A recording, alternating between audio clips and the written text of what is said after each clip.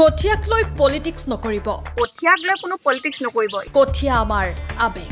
যেহেতু কঠিয়া অসমীয়াৰ আবেগ সকলোৱে জানে আমি ভাত মুঠি কাৰণে জীয়াই আছো নহয় জানো নেতাবোৰ আহিছে যদিও আমি তেওঁলোকক আলহী বুলিয়ে ভাবিছো কালি বহুত কেইজন আমাৰ ঘৰলৈ নেতা আহিছে আমি কাকো সাপোৰ্ট কৰা নাই ঘৰলৈ যেহেতু আলহী আহিছে আমি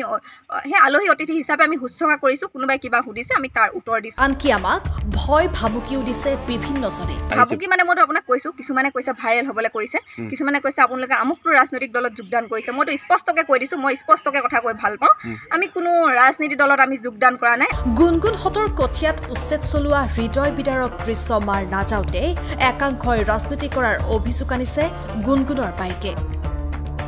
তেওঁ এতিয়া হকিয়াই দিছে এই বিষয়টোক লৈ ৰাজনীতি নকৰিবলৈ এটাই মই হাতজোৰ কৰি আপোনালোকক আহ্বান জনাইছো কঠিয়া বস্তুটো কেতিয়াও ৰাজনীতিক বস্তু নহয় কঠিয়া কেতিয়াও ৰাজনীতি গ'লে আপোনালোকে কোনো নাটানে একাংশ ৰাজনৈতিক নেতাৰ সঘন আহজাহৰ পাছতে এনেদৰে ক'লে গুণগুণৰ পাইকে কালি ৰাতিপুৱা 7টা বজাৰ পৰা ৰাতি 11-12টালৈকে যিমান কেইজন আমাৰ ঘৰলৈ আলহী আহিছে অতিথি আহিছে আমি সকলোকে যিমান পাৰোঁ সিমান শুশ্ৰূষা কৰিছোঁ যোনে যিটো সুধিছে আমি সেইটো উত্তৰ স্পষ্টকৈ দি গৈছোঁ আমি কোনো পলিটিক্স কৰা নাই আমি কোনো ভাইৰেল হ'বলৈও কৰা নাই আমি মানে এতিয়া কঠিয়াটো আপোনালোকে সকলোকে আহ্বান জনাইছোঁ কঠিয়াটো কেতিয়াও পলিটিক্সৰ মাজলৈ নানিব কঠিয়া কোনো বিজেপি কংগ্ৰেছ কোনো একো নহয়